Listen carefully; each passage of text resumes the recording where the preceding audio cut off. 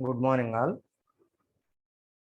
Today, I am going to discuss about generic strategies. Already in yesterday's class, I am giving some introduction about this. So, just I am briefly explaining. So, generic strategies. So, in strategic management, competitive advantage is very important. So, these are the generic strategies are discussed by or first time introduced by Michael E. Porter. Is the well-known person in the strategic management. So he wrote a book, Competitive Advantage, that is creating and sustaining superior performance. So not only this one, he writes so many books. This one is popular one. This is the first book regarding competitive advantage. So the main need of strategic management is how we are benefited from the competition and how we are facing the competition in the business sector. So nowadays there is a business war indirectly. So in all sectors. So there is a price war that's called as price war. Now we are seeing the telecom industry in India at present. So only some of the companies are there. Before that, before entering Jio, so many options are available to the customer. But now only 3 or 4 companies are there. I think Jio and Vodafone Idea both are merged, and that is VI brand. And after that, third one is Airtel, and fourth one is BSNL. Only 4 companies are there. Before that, so Vodafone Idea is different, Tata Docomo is there, Uninar is there, and Aircel is there, and I think that one, MTL. So MTS. So after that, after entering Jio into the telecom sector, there is a revolutionary changes are came into the industry. Okay, so that's why. So there is a competition, huge competition. So before that, all the companies are taking profits from the market. That means telecom sector.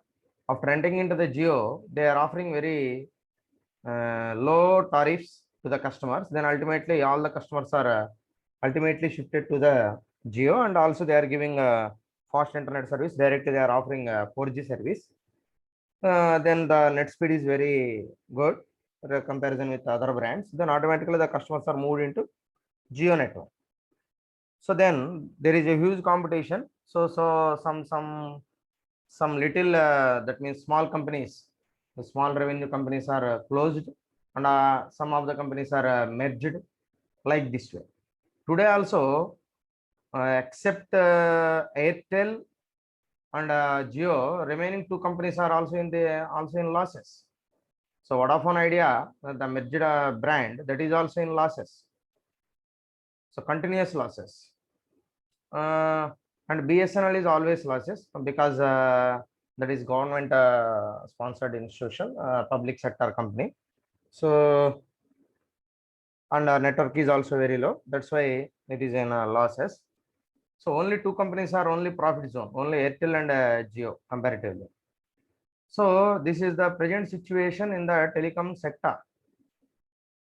So we can't expect this type of competition. And even also the telecom companies are also not expecting while entering into the Jio. After entering into the Jio, then the impact will be reflected on the remaining companies. Before that, nobody afraid about Jio entering. So while when Jio entering, so many people are discouraging, and also how they are sustaining in the business. So already so many strong companies are there. Jio is entering into Jio is new entrant. How to sustain in the telecom industry? So many people are having some doubts regarding Jio company. After that, entering into the Jio, they are having some strategy. So how to fight or how to overcome this competition and how to success in the sector. They coming in a strategy then they are success. So first they are giving preview offer, some preview offers like welcome offer. So they habituate fast internet service to the customers, then automatically the customers are ready to use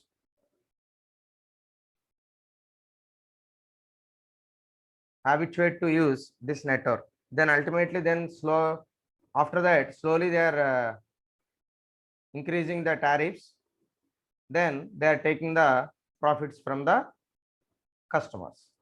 So in this way the Jio is sustaining in the market, telecom sector. So that's why there is a need of some strategies to overcome this competition in the market. For that purpose, Michael E. Porter wrote a book on competitive advantage, and he said some generic strategies. He developed some generic strategies. So there are three approaches, generic strategies and generic strategy. Sorry, four approaches. So cost leadership, differentiation, cost focus, differentiation focus. These are the four generic strategies are there according to the Michael E. Porter. So on x-axis, not x-axis, so cost, this block is cost and this block is differentiation. This one is narrow and this one is broad. So source of competitive advantage and scope. Okay, so this is the scope, source of competitive advantage, and this one is the scope. Scope is narrow and scope is broad, and cost and differentiation. So now the very first thing, the cost leadership strategy. So Porter's generic strategies are ways of gaining competitive advantage. In other words, developing the edge that gets you the sale and takes it away from your competitors. There are two main ways of achieving this within a cost leadership strategy. So Porter's, according to the Porter's view, generic strategies are ways of gaining competitive advantage. So these are the strategies are used to gain competitive advantage from the market. In other words, developing the edge that gets you the sale and takes it away from your competitors. So how you are benefited and you are how to overcome competition from the competitors, and you are developing a little bit edge that gets you the sale and takes it away from your competitors. So how to overcome the competition and to say how to sell your products in market. For that purpose, these generic strategies are very much useful for the management. There are two main ways of achieving this with a cost leadership strategy. So there are two main ways in the cost leadership strategy. So one is increasing profits by reducing cost. One option is increasing profits by reducing cost. So when you are reducing the cost, then ultimately your profits will be increased. That's why I am mainly focus on 2 points in the materials management and human resource management. So the main cost, the main expenses in the production cost is salaries, and second one is raw material. So you don't waste the raw material and you don't waste the time of the employees. That means you are 100% use the productivity or efficiency of the employee. Then only your salary is justified. That's why you have to focus these two things. So while you are forcing these two things, then ultimately the cost is reduced and then automatically your profits will be increased. Suppose before that the cost of production is suppose 5 rupees and you are selling that product to 8 rupees. So 8 minus 5, 3 rupees is the profit, but you reduce your cost of production, that means 4 rupees cost of production, and the price is same 8 rupees, then you are getting 8 minus 4, so you are getting 4 rupees profit. So 1 rupee profit will be increased on the each and every product. So in this way you have to reduce cost and increase the profit while charging industry average prices. Because you don't raise the price, because already your competitors are offering the same price. Okay, already your product price is also 8 rupees and our competitor's product is also 8 rupees. Okay, but you don't raise the price. Suppose if you are raising the price, then ultimately the customer is shifted to another product. Okay, because it already available the same price, different product. Why choose your product? Okay, so that's why you don't raise the price, you don't increase the price, you reduce the cost and you increase the profit. Okay, then second one is increasing market share through charging lower prices while still making a reasonable profit on each sale, because you have reduced cost. So already you are reduced the cost, then you are offering low prices. Okay, so compare with competitors, you are offering with low prices in the market, then automatically your market will be increased, market share will be increased. So Jio is using this type of strategy. Then they are entering into the market, they are offering in a low price. Okay, and also free services. Then ultimately the market share will be increased. Okay, so you are getting profits after that. Okay, so in this way you have to increase the market share with use of these two options in the cost leadership strategy. Then the cost leadership strategy is exactly that. It involves being the leader in terms of cost in your industry or market. So simply being amongst the lowest cost producers is not good enough, as you leave yourself wide open to attack by other low cost producers who may undercut your prices and therefore block your attempts to increase market share.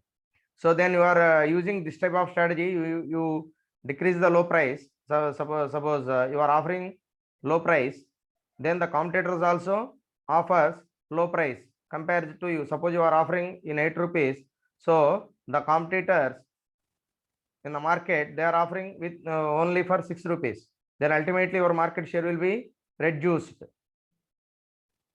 Okay, so in this way the competitors are blocking your market share. That means they are always try to attempt to decrease your market share. Okay, so they are also giving much more competition to you. So while you are giving competition, then they are also giving the competition. Okay, so that's why I said price war. Okay, so price war is there. So who wins? No one said. Those are in the those are giving the best price, that means lowest price, and best quality, they are sustaining the market, or they are increasing the market share. But also sometimes they are also facing some issues. So while they are offering low cost, then ultimate low price, then ultimately they didn't get much more profits, they decrease their profits. Okay, so that's why there is a problem also, there is a bigger problem in future. So right now they are sustaining the market, but in future they faces some problems in the business. Okay, that's why we are very much take care about all these things you have to consider. So at least you are getting minimum profits, so at least 1 or 2 rupees, that means suppose 8 rupees product, at least you are getting minimum 1 or 2 rupees profits, that is the minimum one. So but you don't get any profit, ultimately you see the losses. Okay, so that's why that is also very, very important. In price war you have to control. Okay, so otherwise you get a bigger problem in the competition. Okay, right? Then you therefore need to confident that you can achieve and maintain the number one position before choosing the cost leadership route. Companies that are successful in achieving cost leadership usually have. So all the people are not sustaining with the this cost leadership strategy. So the cost leadership, the companies are having these things, then only they are success. Access to the capital needed to invest in technology that will bring costs down. So we need some capital to invest in the latest technology, then only you brings lowest cost and costs down, and very efficient logistics, and we are using a very efficient logistics, that means very quality raw materials, logistics. And third one, a low cost base, labor, materials, facilities, and a way of sustainability, cutting costs below those of other competitors. So a low cost base, that is labor, materials, facilities, these three are important, and a way of sustainability, cutting costs below those of other competitors. So already I am discussing this point. So labor and materials, that is very, labor means human resource, that materials and facilities. So you have to control these three things. Then ultimately your cost will be reduced. Then you increase your profits, and you are also offer lowest prices in the market rather than your competitors. Okay. So this is about cost focus leadership. Okay. So cost leadership. Then second one is the differentiation strategy. So this is also important one. This is one of the strategy that is also very, very important.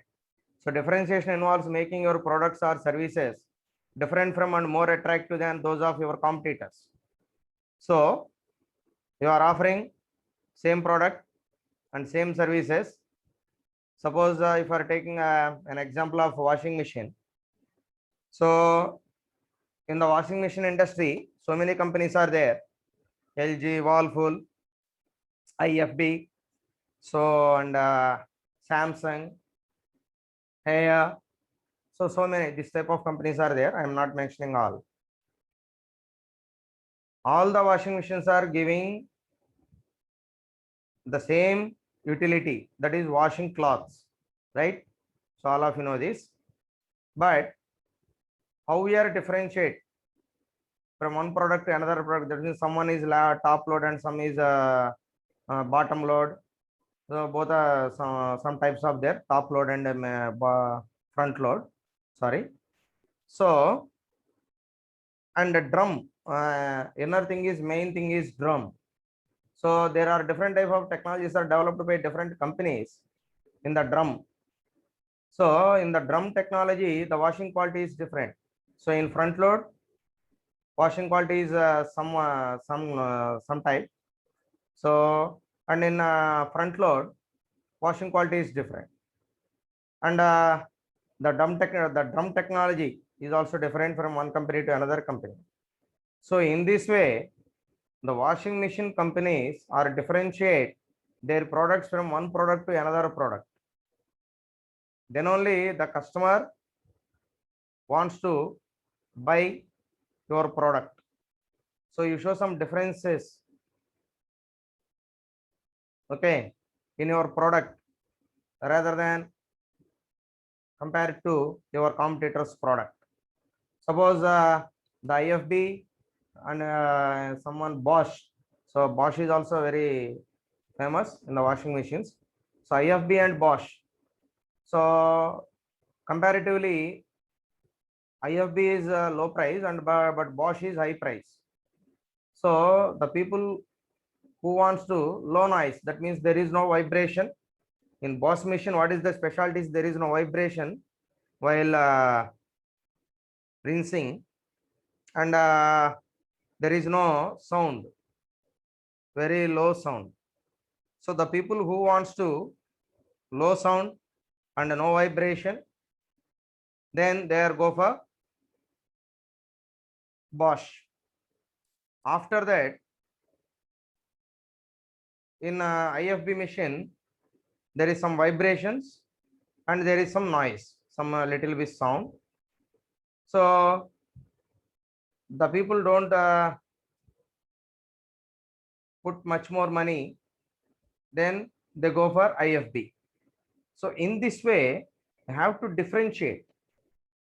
Okay. So IFB is giving same cloth, same washing quality comparative to Bosch, but only the difference is in Bosch there is no vibration, there is no sound, but in the IFB there is a sound and there is some vibration. So the only difference is this one. So that's why the IFB gives offering some low price, and Bosch gives offering some high price.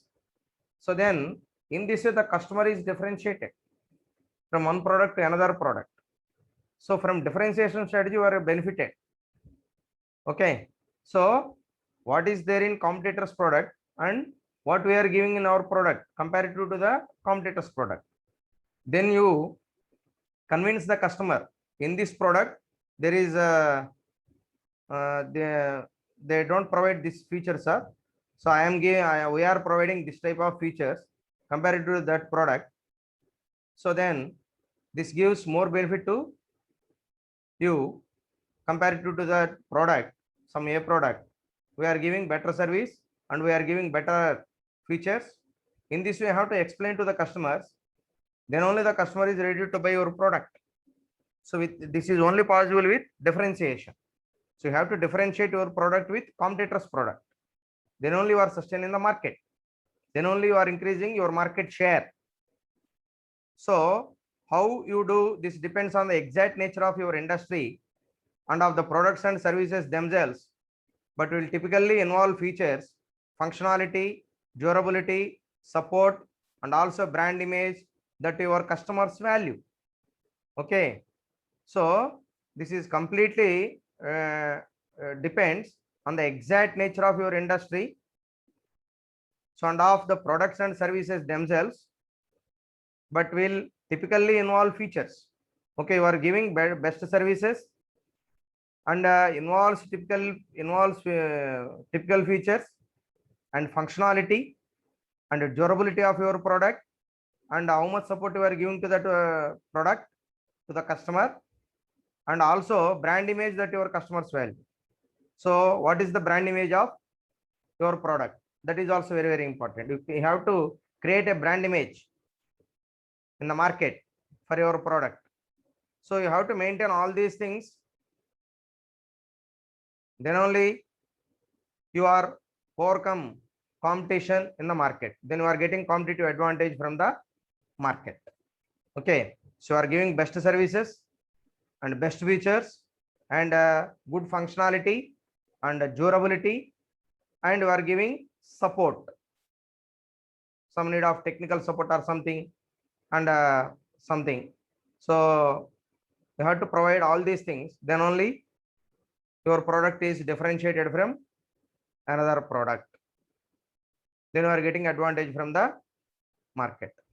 So to make a success or a differentiation strategy, then organization needs good research, development, and innovation. So when you differentiate your product with your competitor product, then you conduct a good research and you have to develop a new products and innovative things. Then only you are giving new features to the customers. You are offering new features to the customers. Then second one, the ability to deliver high quality products or services. Okay. So the ability to deliver high quality products or services. Okay. So we are giving high quality products and services. When you are providing good service and also are giving high quality products, then only you differentiate your product with the competitor's product. Then third one, effective sales and marketing, so that the market understands the benefits offered by the differentiated offerings. So there is a need of effective sales and marketing. So that the market understands the benefits offered by the differentiated offerings. Then only in the market, the people, the customers or distributors are know about what are the benefits offered by you. Then you need effective sales and marketing. So when you are having these three things, then you are benefited from the differentiation strategy and you are success in the differentiated strategy. So these three conditions, these three things you have to maintain in your organization, then you are apply differentiation strategy and you are success in the differentiation strategy. Otherwise it is possible, it is not possible. Okay. Then large organizations pursuing a differentiation strategy need to stay agile with their new product development process. So large organizations also pursuing differentiation strategy while they are introducing new product development. Okay, so when you are developing a new product, so new product means it is not there in the market. Okay, so this one is a new product, this is a new one, and entered into the market. Otherwise, they risk attack on several fronts by competitors pursuing focused differentiation strategies in different market segments. So otherwise, they risk attack on several fronts by competitors. So we are also facing some risks and attacks on several fronts by competitors pursuing focused differentiation strategies in different market segments.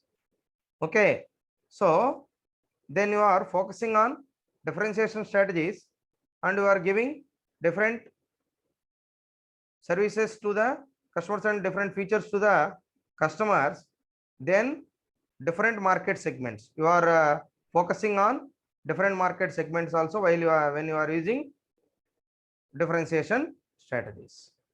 Then third one is the focus strategy. So focus strategy is also important.